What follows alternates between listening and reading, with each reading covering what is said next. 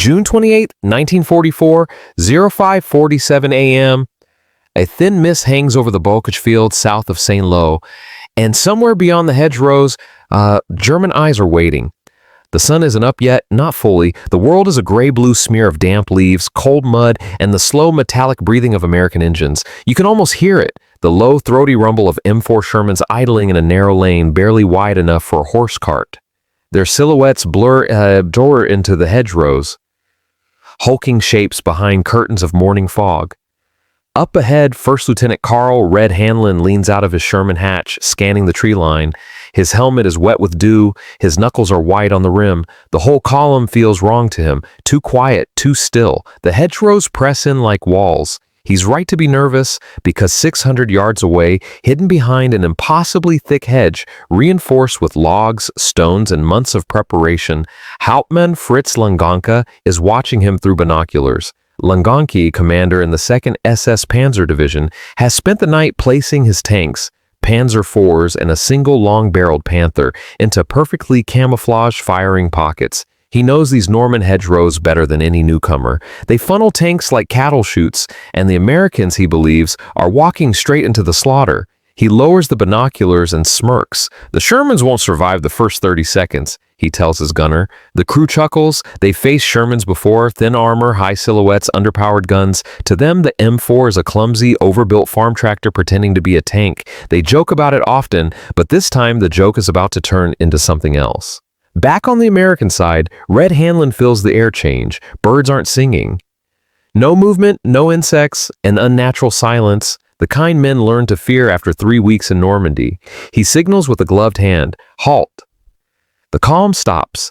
Engines rumble quietly. A driver wipes his forehead, leaving a streak of grime. Another tank commander mutters, "Feels like a setup."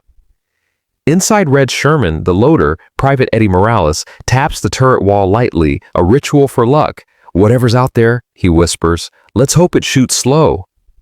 But the Germans aren't slow. They've been watching for 15 minutes, waiting for the Shermans to reach an exact white limestone marker on the roadside, the perfect range for their first volley. Langanke's gunner already has the first target laid in, sight dialed, breath held, and then it happens. A single Panzer IV roars to life behind the hedgerow. The gunner shouts, "Feuer!" The tank's cannon erupts, lighting the hedge from within. A glowing streak tears across the field and slams into the lead Sherman with a violent crack, punching straight through the hull and out the other side in a burst of sparks.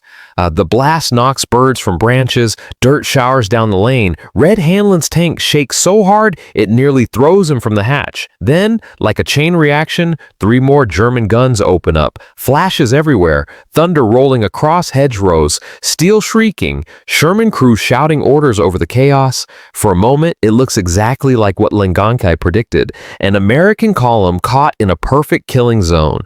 A second Sherman takes a hit and smolders, smoke pooling in the lane. Another shell rips through a hedge, spraying foliage over American infantry huddled in the ditch. The ambush is complete. The Germans have sprung the trap, and for the first minute, it feels like nothing can survive it. But Red Hanlon does something Langanke does not expect. He doesn't retreat. He doesn't freeze. He accelerates. "Forward!" he yells, slamming the hatch shut. "Punch through the hedge! Move! Move! Move!" The Sherman growls, tracks biting into the earth. The whole 30-ton machine lunges toward the wall of green as German shells whistle overhead. Behind him, other American tank commanders begin shouting the same order. "Forward! Forward now! Don't stop!" German officers stare in confusion. Why aren't the Shermans braking? Why aren't they reversing out of the kill zone? Langanke raises his binoculars again, disbelief spreading across his face. Because at this moment, for the first time, he realizes something is different. These Shermans aren't panicking, they're charging, and the Germans have no idea what's coming through that hedge. The Panther's second shot tears into the lane, peeling bark from an oak tree and spraying splinters over American infantry. The Germans expect the Shermans to scatter, to choke the road, to do what trapped armor usually does, panic. But instead, the hedgerow itself shudders. Branches tremble, roots crack, soil slumps forward. Red Hanlon's Sherman is coming straight through it. Inside the tank, the world becomes a storm of vibration.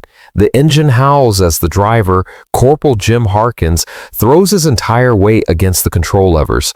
The Sherman's nose rises, climbing directly up the wall of dirt and tangled brush. Metal scrapes rock, vines slap against the hull. The turret crew clings to whatever they can. "Come on, baby. Is on the..." Morales mutters, ramming a fresh shell into the breach as the tank lurches. "Prove 'em wrong!" Outside, Longonki's men watch in stunned silence. Shermans aren't supposed to do this. Shermans aren't supposed to climb hedgerows. Shermans, by every German manual, should be stuck, exposed, and helpless, but nobody told Red Hanlon that. With a final grinding roar, the M4 bursts through the hedge like a bull through a barn door, exploding into the field where Longonki's firing pocket lies.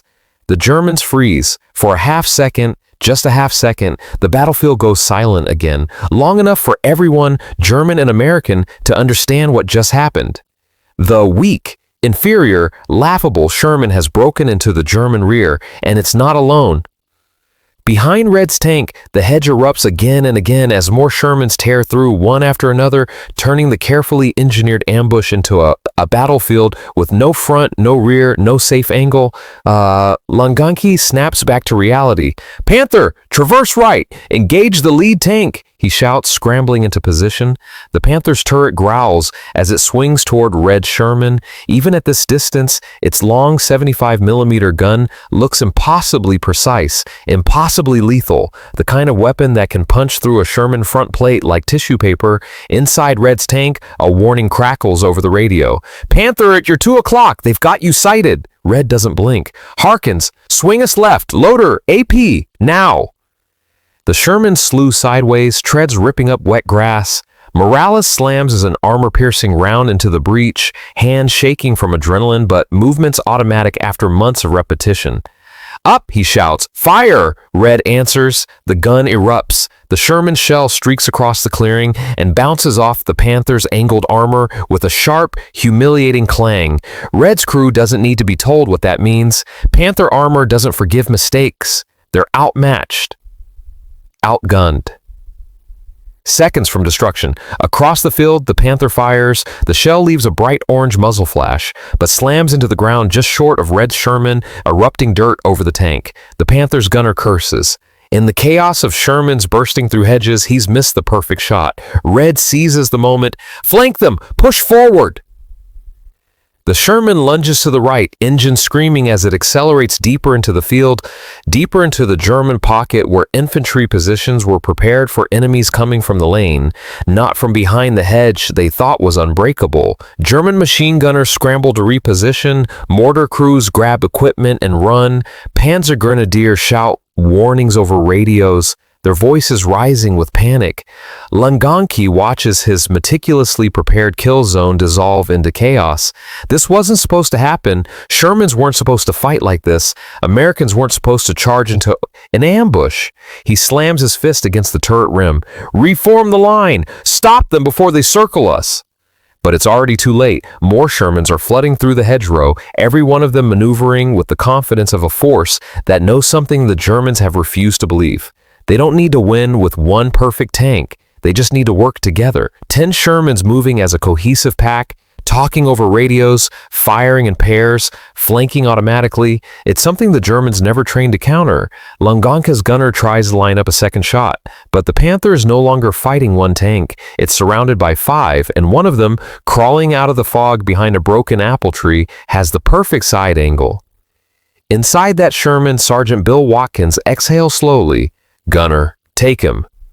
The shot hits the Panther's turret ring, the one vulnerable seam German crews always pray enemy gunners miss. This one doesn't miss. The Panther shudders, smoke belching from the turret base. Its gun freezes mid-traverse. Longonki swears, grabbing for the hatch, and for the first time, fear flashes across his face. Not fear of death, fear of realization. These Shermans, these Americans, they're not the prey, they're the turning point he never saw coming. For a moment, the battlefield glows only with the dull, orange flicker from the Panther's smoking turret. The air tastes like cordite in churned soil. Fog drifts low across the grass, mixing with the haze of gunpowder and burning oil. And in the middle of it all, the once invincible Panther sits crippled, not destroyed, but stunned into silence. Inside the Sherman that disabled it, Sergeant Bill Watkins lets out the breath he'd been holding. "Good hit," he whispers, as if afraid that speaking too loudly might undo the miracle. Red Hanlon sees the plume of smoke rise from the Panther and knows instantly what it means. The German trap has been cracked open, but nobody in his crew has time to celebrate. Across the field, Langanki's infantry begins recovering from the shock.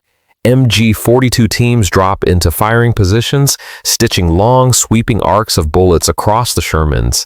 Anti-tank rifle grenadiers sprint to new cover, fumbling for their Panzerfausts. Mortar crews scramble into fresh firing pockets, shouting coordinates back and forth. The ambush has failed, but the fight is far from over. A burst of machine gun fire clatters off Red's turret. "Where's that coming from?" he shouts. His gunner, Specialist Henry Boyd, peers through the sight, rotating the turret slowly. "Hedge, 2 o'clock, they're dug in deep. Give 'em a hello." The Sherman's coaxial machine gun opens up, a harsh staccato that slices through the morning quiet. Leaves explode from the hedge, German helmets vanish behind the brush. Screams fade under the roar of engines. Another Sherman breaks through the hedge to Red's left, smashing a thick branch beneath its tracks. A platoon of American infantry follows, charging through the gap with rifles raised, their breath white in the morning chill. One of them slaps the Sherman's hull as he passes. "Keep pushing, tanks! Don't let them reset!" But the Germans are already resetting. Behind a half-collapsed section of hedgerow, Langanki leaps from the Panther's turret, grabbing his field radio and barking orders. "Left flank collapsing! All reserves to the orchard! Block the Shermans before they reach the ridge!" He's fighting a battle on instinct now, the careful geometry of his ambush shattered. He knows armor doctrine as well as anyone in the Waffen SS. He knows Shermans aren't built for slugging matches. If he can just regroup, just funnel them again, he might still regain control. But as he scans the field, something catches his eye. Shermans, at least 8 of them, are forming a line, not scattered, not confused. A line. Moving forward together, turrets synchronized, spacing perfect. Infantry tucked behind them, using the tanks as rolling cover. Langanki's breath catches. This is no reckless charge. This is coordination. This is doctrine. This is training. "Impossible," he murmurs. "They weren't like this in Africa. They weren't like this last year. But they're like this now." Red Hanlon's voice crackles over his platoon radio. "All tanks, shift left and advance. Push them out of the orchard before they dig in." His voice is calm, controlled. It carries no trace of fear, only momentum. The Shermans fan out, moving with a kind of armored confidence that Langanki never believed they possessed. One leaps the ditch, another smashes straight through a rotted fence. American infantry flood the gaps, shouting at one another over the whistle of incoming rounds. German mortars thump from the far side of the orchard. White smoke billows upward. Then the rounds fall. The first mortar hits near the 3rd Sherman in the line, showering it with dirt. The second explodes closer, rocking the tank sideways. The gunner curses. Morales grabs the turret wall to steady himself. "Red, mortar zeroing us in," Boyd calls out, wiping sweat from his brow. Red doesn't hesitate. "Driver, full speed, we're taking the orchard now." The Sherman surges forward. Trees whip past the hull. Branches scrape the turret in a high-pitched shriek. German grenadiers scatter behind thick trunks, firing Panzerfausts in desperation. A streak shoots past the Sherman's right side and detonates behind them, showering the infantry with bark. "Missed!" Morales yells, half laughing with adrenaline, but another Panzerfaust team is already aiming, this time with a clear shot. Red sees them through the narrow periscope slit, 2 silhouettes behind a fallen log, one steady, one getting into position, the launcher rising. He has half a second. "Gunner, that log, now!" Boyd doesn't think, he reacts. The Sherman fires. The high explosive shell slams into the log, erupting in a burst of splinters, dirt, and dust and smoke. The German team disappears in the blast, their Panzerfaust clattering uselessly into the grass. Red's heart thunders in his chest. He knows how close that was. He knows how many Shermans have been lost today, in other fields, other ambushes, other hedgerows, but not this one, not this time. Behind him, the ridge comes into view through the thinning fog, a rise in the land, a vantage point, a position that controls the entire battlefield. If the Americans take it, Longonki loses the last advantage he has, and Red Hanlon is heading directly for it. Longonki sees the same ridge. He grabs his field glasses, desperation creeping into his voice. "Stop those tanks! Reinforcements to the ridge! Now! If they reach the top, we're finished!" But the Shermans are already closing in. The orchard trembles with their advance. German radio traffic dissolves into panicked, overlapping messages, and Red grips the edge of the turret, shouting over the roar, "We take that ridge, and we end this ambush!" The Shermans surge forward, and what waits on that ridge will change the next phase of the battle. The ridge rises through the last of the orchard smoke like the spine of some ancient beast, uneven, jagged, crowned with thorny brush. Morning light finally cuts through the fog, glinting off metal, but not American metal. Red Hanlon sees it first. A dark silhouette, then another, low, bomb yet unmistakable. Panzers, two of them, dug in at the crest. "Panzer IVs at 12 o'clock!" Boyd calls out, voice tight. Red doesn't answer immediately. He studies the distance, the angle, the terrain. The ridge is narrow to maneuver, too steep to flank. The Panzer IVs have height, cover, and pre-sighted firing lanes. For the first time since the ambush began, Red feels the cold coil of dread in his stomach. This is exactly where Longonki wants them. Another funnel, another kill zone, a second trap woven behind the first. Only this one is worse. Behind the ridge, Longonki slams his fist against his map board. "They've pushed us too far back. We hold that ridge or we lose the entire sector." His voice cracks through the radio net. "Panzer IV units, fire on my command." His crews respond instantly, trained, disciplined, as experienced as any veterans in Normandy. They are ready, and they expect the Americans to hesitate, to stop, to reconsider, because no sane tank commander would drive straight into pre-sighted German guns. But Red Hanlon isn't trying to be sane. He's trying to survive, and he knows something Longonki doesn't. There are 8 Shermans behind him now, not 2. 8 sets of guns, 8 engines, 8 crews working as one. He toggles the platoon radio. "All tanks, listen up. We go together. No splitting, no stalling. Gunner, load a P. Driver, be ready to weave. We crest that ridge as a line." Static buzzes. Then Watkins' calm voice answers. "Roger that, Red. Right behind you." Another voice, another Sherman. "Let's finish this." Another. "Tell the Krauts the farm tractors are coming." A ripple of nervous laughter runs through the net. The kind of gallows humor that keeps men alive when everything else around them is burning. Then Red gives the order that will define the entire battle. "Advance!" The Shermans begin climbing. Slowly at first, tracks scrabbling against loose soil. The incline steals momentum. Engine strain, sputtering under the load. Bullets whip past from German infantry, still scattered in the orchard behind them. Then the Panzer IVs open fire. The first German shell whistles past Red's hatch and detonates behind them, sending a geyser of dirt skyward. Another ricochets off the hull of the Sherman to his right, leaving a glowing scar across its armor. "Keep climbing!" Red shouts, knuckles white on the periscope grips. Halfway up the ridge, he loses sight of the Panzer IVs, only brief glimpses between branches and stones. The Shermans fire blind, he shells hammering against the crest in an attempt to flush out German positions. But here, German doctrine shines. The Panzer IVs wait, patient, silent, disciplined. They have no reason to reveal themselves early. Longonki whispers into his radio, "Not yet. Hold your fire. Let them come over the top." Red's heart pounds. Every second feels like a countdown to something he can't see. At the rear, a Sherman throws a track briefly on a rock and nearly slips, but another crew guides them forward, covering their side as they climb. It's a coordinated push, messy but unified. At 20 feet from the crest, Red finally sees the barrel of a Panzer IV leveled directly at him. He has one thought: we're too close for them to miss. Then everything happens at once. "Panzer IV, right side!" Boyd yells. Red doesn't hesitate. "Driver, punch it!" The Sherman lunges the final yards, nose rising, engine screaming. As they crest the ridge, both Panzer IVs fire at once. The world becomes fire and thunder. Dirt erupts, branches shatter, a shockwave slams through Red's Sherman like a sledgehammer. For a heartbeat, he thinks they've been hit. Fatally, but it wasn't them. A Panzer IV shot has blown the turret ring off the Sherman to Red's left, but incredibly, the crew is still moving, still fighting. Smoke pours from the turret, but the gun barrel twitches, searching for a target. Red's gunner screams over the din, "Target! Left Panzer! Firing!" The Sherman's cannon roars. The shell hits the Panzer IV's side armor, punching a jagged crater into the hull. The German crew bails instantly, scrambling down the back of the ridge as flames lick along the tank's outer plates. But the second Panzer IV is still there. It swings its turret toward Red's tank, muzzle flashing golden in the morning sun. Boyd shouts, "He's got us!" But the shell never lands.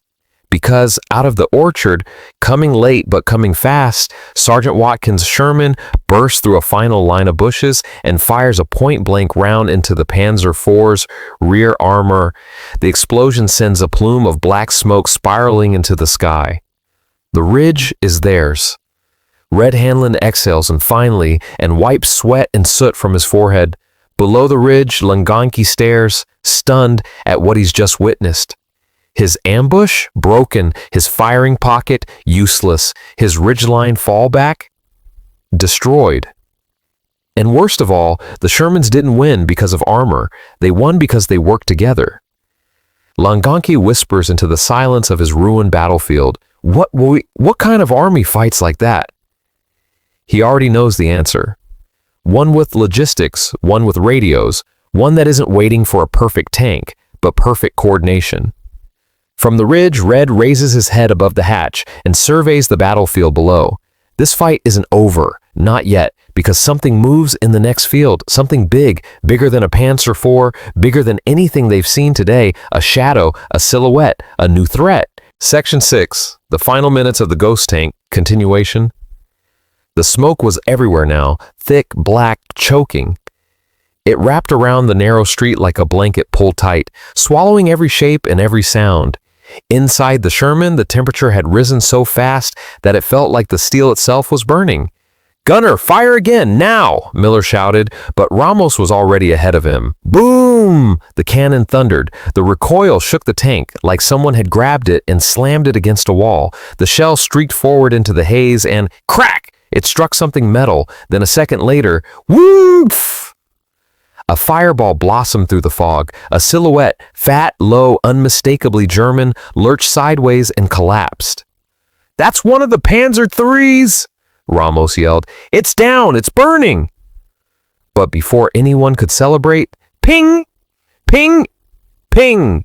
3 rounds ricocheted off their hull in rapid succession. "Where's that coming from?" Wilson barked, spinning the turret. "Right side, no left, no behind," Jacob shouted from the commander's hatch. "I can't see, the smoke's too thick." And for the first time in the entire battle, Miller felt fear creeping into him. Not panic, not the normal fear of combat. This was different. This was the fear of being hunted, because someone out there, someone German, someone experienced, was stalking them through the smoke like a predator in tall grass. And then they heard it, a faint rumble, deep, slow, heavy. "Everyone quiet," Miller whispered. They waited, the noise grew louder, closer, then through the swirling smoke, a massive shadow formed, bigger than a Panzer III, lower, broader, a monster. "Panzer IV!" Jacob shouted. "Mark IV, the long barrel!" And suddenly every man in the Sherman felt a spike of cold go down his spine. The Panzer IV. Osef H, a tank killer, thicker armor, longer 75 millimeters, pinpoint accuracy. It was the worst possible enemy to meet face to face at close range. "Driver, reverse, slowly," Miller whispered. Wilson didn't breathe, didn't blink. He eased the Sherman back 1 inch at a time, but the Panzer IV kept coming. Its turret moved, smooth, confident, like someone who already knew he had the kill shot. "Gunner, hold," Miller whispered. Ramos didn't move. The Panzer's gun settled, steady, locked. "Brace!" Crack! Boom! The Panzer IV fired. The round slammed into the broken wall beside the Sherman, blowing concrete and fire across the street. The shockwave rattled the tank so violently that Wilson thought his teeth had cracked.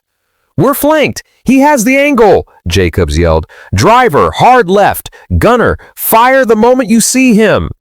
The Sherman roared into motion, lurching sideways, treads grinding across rubble. Smoke cleared just enough. The Panzer IV's turret swung toward them. Ramos fired to up, boom! A direct hit, but not enough. The German tank barely flinched. "Did nothing penetrate?" Ramos shouted. "No," Miller answered, "but now he knows we're not afraid." The Panzer IV's gun began turning back toward them. "And now," Miller said softly, "he's angry." For a moment, the world held still. No wind, no voices, no movement, just two armored giants facing each other in a street so narrow that even the air felt trapped between them. The Panzer IV moved first. Its long 75mm gun snapped toward the Sherman like a finger pointing at a condemned man. "He's got us! Yeah!" Jacob shouted, but before the German tank could finish lining up the shot, Miller yelled, "Driver, full speed, close the distance!" Wilson didn't hesitate. He slammed the throttle forward. The Sherman surged ahead, straight toward the enemy tank. Ramos' eyes widened. "Sir, we're charging a Panzer IV." "Yes," Miller said calmly, gripping the turret handles, "because he can't depress his gun far enough if we get too close." It was insane, reckless, desperate, but it was their only chance. The Panzer IV fired, boom, but the round passed over the Sherman's hull, missing by inches, exploding behind them in a shower of dust and smoke. "They can't hit us at this angle," Miller shouted. "Keep going." The gap between them shrank. 20 meters, 15, 10. Both tanks were now so close, they were practically face to face like two boxers in a clinch. The German crew inside the Panzer IV panicked. The gun barrel was too long, the angle too sharp. They couldn't lower it enough to land a killing shot. The Sherman shoved forward again. Clang! The two tanks collided, steel hitting steel with a deep metallic thud. "Gunner now!" Miller roared. Ramos didn't aim, didn't measure. He fired purely on instinct. Boom! The Sherman 75mm gun blasted point blank into the Panzer IV's turret ring, the most vulnerable point on almost any tank. A massive spray of sparks shot into the air. The German turret froze. "They're jammed!" Jacobs yelled. "Their turret's stuck!" But the duel wasn't over. The German driver reacted fast, throwing the Panzer IV into reverse, trying to back away and widen the distance again. "He's escaping!" Wilson shouted. Miller slammed his fist against the turret wall. "No, not today!" The Sherman roared forward again, grinding against the front plate of the Panzer IV, pushing it back, metal screeching across the metal. "Gunner, load HE!" Miller commanded. Ramos blinked. "High explosive? At this range? It'll blind them. It'll shock them. That's all we need." Jacobs dropped the HE shell into the breach. The cannon fired. Boom! A burst of smoke and fire washed across the Panzer IV's vision blocks. Inside, the German crew was stunned, temporarily blinded. "This is it," Miller said. "Driver, ram them!" Wilson swallowed hard, then he nodded. The Sherman lunged forward. Crunch! The American tank slammed into the Panzer IV's side, forcing it sideways, pinning it against the wreckage of a collapsed building. "They can't move!" Jacob shouted. "They're stuck!" Ramos was already loading the next round. "Ape loaded!" he yelled. "Finish it!" Miller ordered. Ramos took a breath, focused, steadied his aim, and fired. Boom! The round punched into the German tank with a hard, echoing impact. The Panzer IV stopped moving. The street fell silent again, except for the slow, heavy breathing of the Sherman's crew. Wilson exhaled first. Ramos leaned back, hand shaking from adrenaline. Jacobs wiped dust from his face. Miller finally allowed himself one moment, just one, of stillness. "That," he said softly, "is how you survive a fight you never should have won." For nearly a minute, nobody inside Miller's Sherman spoke. The smoke drifted slowly across the ruined street. Dust hung in the air like fog. The only sound was the quiet ticking of overheated metal cooling down. Then, "Tank engines," Jacobs whispered. Everyone froze. Wilson cut the Sherman's engine immediately. The sudden silence made the distant rumble even clearer. More than one engine, heavy, German. Ramos swallowed hard. "Sir, if those are Panthers—" "We're not fighting Panthers today," Miller said softly. "Not after that."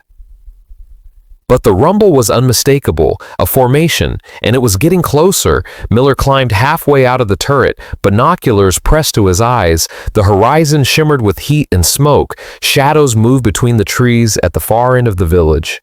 Big silhouettes, armored silhouettes. He ducked back inside. 3 vehicles, he said, maybe 4, could be a full Panzer platoon. Wilson's shoulders tensed. They're coming for the ones we knocked out. Or coming because they think this village is still theirs, Miller muttered. The crew exchanged worried glances. They had just fought through an ambush. They had just beaten the odds. They had just survived a duel no Sherman crew expected to win. And now, reinforcements. The timing couldn't have been worse for the Germans, because from the east, carried on the same drifting breeze, came a different sound. Miller heard it first, a deep, throaty chorus, and he smiled. Listen, he whispered. Ramos leaned forward. Is that trucks? Not trucks, Miller said. Shermans. The crew strained to hear. Then it became unmistakable. The rumbling, uneven roar of multiple radial engines moving fast over uneven ground. American armor, a lot of it. Jacobs let out a breath he'd been holding for far too long. Sir, that's at least a battalion. Trying to catch up to us, Ramos added with a shaky laugh. Wilson looked back at Miller. So what do we do? Miller lifted himself up again, scanning both horizons. German armor closing in from one side, American steel rolling in from the other. This, he said calmly, is about to become someone else's fight. The Germans appeared first. 3 Panzer IVs rolled into view at the far end of the village, their hulls covered in dust and branches for camouflage. A 4th vehicle lurked behind them, an armored half-track packed with infantry. They slowed when they saw the wrecks in the street, slowed even more when they saw who was still standing. Miller's Sherman. Alone. Jacobs whispered, "Are they going to fire?" "No," Miller said quietly, "not yet." Because the Germans suddenly heard it too, the growing thunder of engines behind the village, the American reinforcement column burst into view seconds later, Shermans in long lines, half-tracks kicking up dirt, tank destroyers trailing behind like wolves, a wave of U.S. armor cresting the hill like a steel sunrise. The German commander hesitated just for a moment, but a moment was enough. The lead Panzer turned hard, reversing direction so quickly its tracks skidded in the dust. The others followed, pulling back the way they came, retreating, running. Jacobs blinked. "They're leaving?"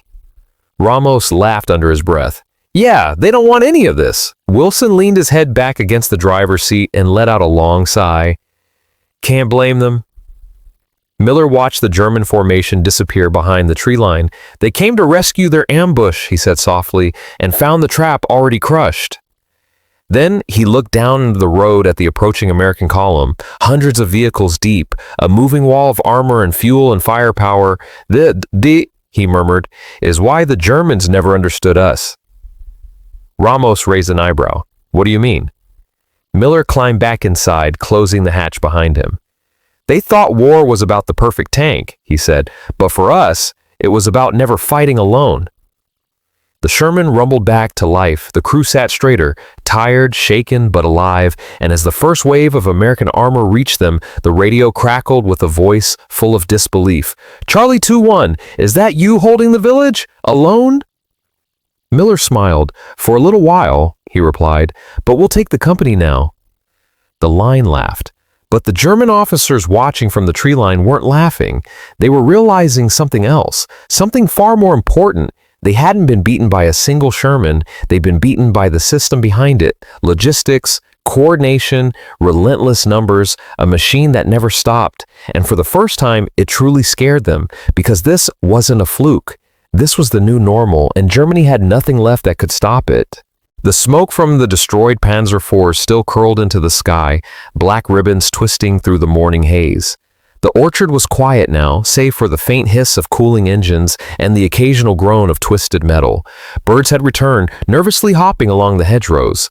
Even the wind seemed cautious, brushing leaves without a sound.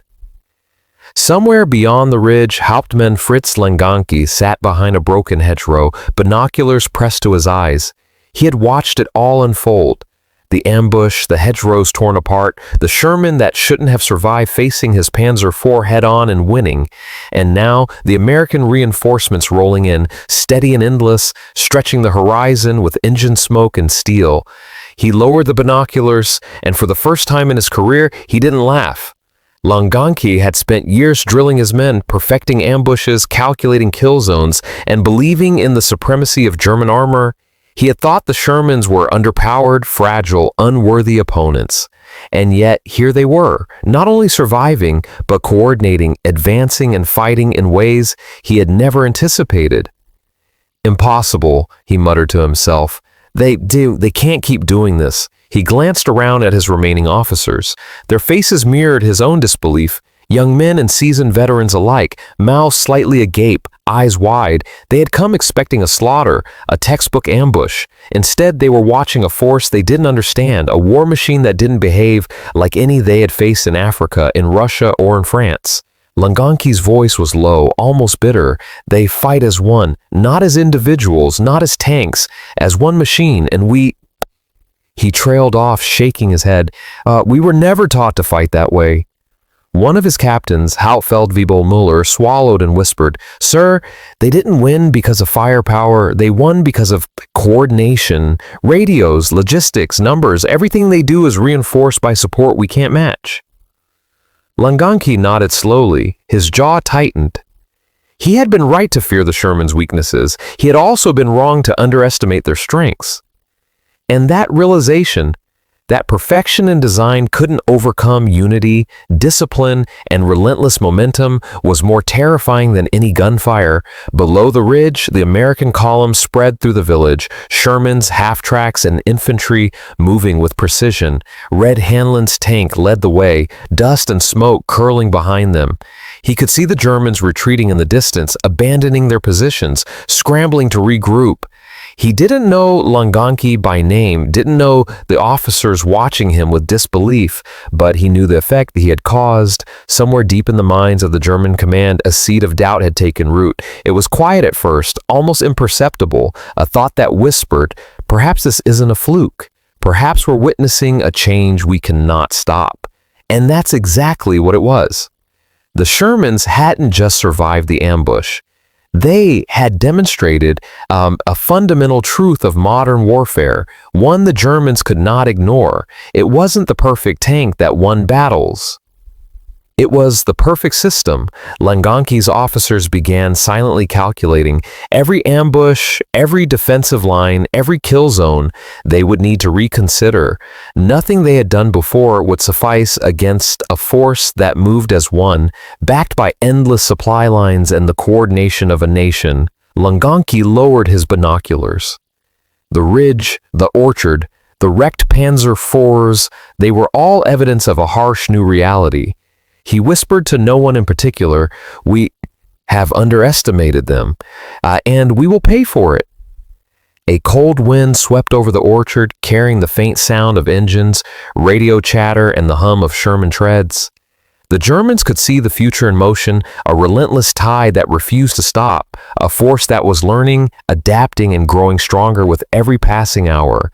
And for the first time, Longanki truly knew, that Germany's days of unchallenged armored supremacy were over. The Sherman crews, meanwhile, pressed on, unaware of the seeds they had sown in the minds of their enemy. To them, it had been another day in the fight. Dangerous, exhausting, but survivable. To the Germans, it was the first moment of real fear, a moment that would echo in their reports, their diaries, and their nightmares, because this was no longer just about one tank. This was about the unforgiving logic of coordination, momentum, and unrelenting pressure, a system the Germans had never imagined could exist. And as Red Hanlon's Sherman rolled over the final rise, heading toward the next objective, one thing was clear: the age of the Sherman had begun. The smoke had finally cleared. Morning sun bathed the orchard in pale light, revealing twisted hedgerows, broken branches, and the charred hulls of abandoned German tanks. A quiet settled over the battlefield, broken only by the distant rumble of American engines continuing down the road. Inside the lead Sherman, Red Hanlon exhaled, letting his shoulders drop. Sweat and dirt streaked his face. The adrenaline that had kept him alive for the last hour was finally ebbing, replaced by a deep, reflective calm. Around him, his crew exchanged tired smiles, slaps on armor, and quiet nods of relief.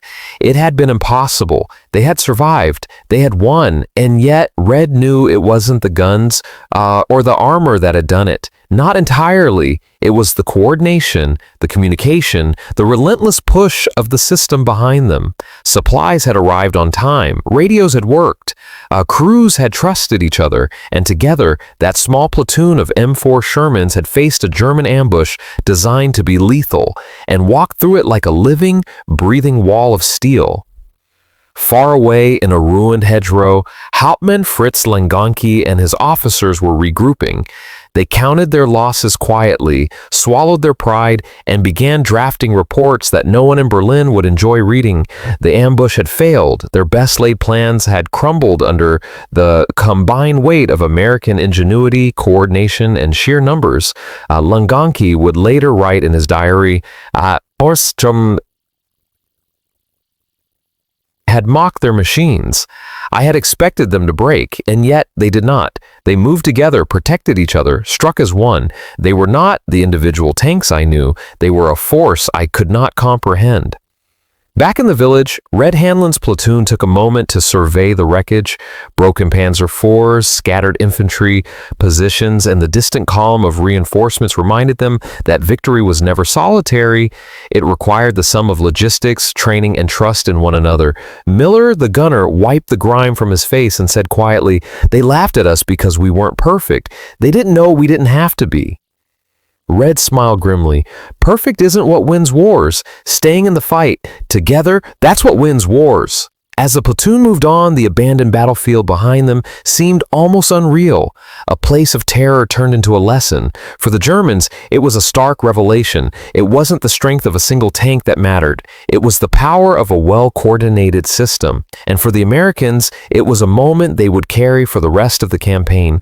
Proof that ingenuity, courage, and teamwork could overcome fear, skepticism, and even superior enemy firepower. Langanke would never forget that morning. He would recount it to officers under his command, the disbelief in his voice still fresh decades later. I had planned the perfect trap, and yet they rolled straight through it. The Shermans, battered but unbowed, continued down the road toward St. Lo. Engines hummed, treads grinding into the dirt. Smoke lingered in the sky, sunlight glinted off their armor, reflecting not just the light of day, but the dawning reality of a new kind of armored warfare, one defined not by a single weapon, but by the relentless unity of many. Red Hanlon peeked over the hatch one last time. He could see the horizon, the fields beyond, and the next village that awaited them. He didn't know what lay ahead, only that they would face it together. Because in the end, it wasn't the Sherman alone that had won the day. It was the men inside it and the system that kept them moving forward, no matter what lay in their path. The camera of history would remember that day, not for a single gun, not for a single tank, but for the moment when German arrogance met American coordination. The moment when laughter turned to disbelief, the moment when the Sherman rolled straight through the impossible and changed the war forever. The dust has settled, the smoke drifts over the orchard, the hedgerows are torn, the Panzer IVs abandoned, and the Shermans, battered but unbowed, continue their march toward the horizon. Red Hanlon and his crew have survived the ambush. They've proven that courage, coordination, and determination can triumph over fear and superior firepower. And for the German officers forced to retreat, it's a lesson they will never forget.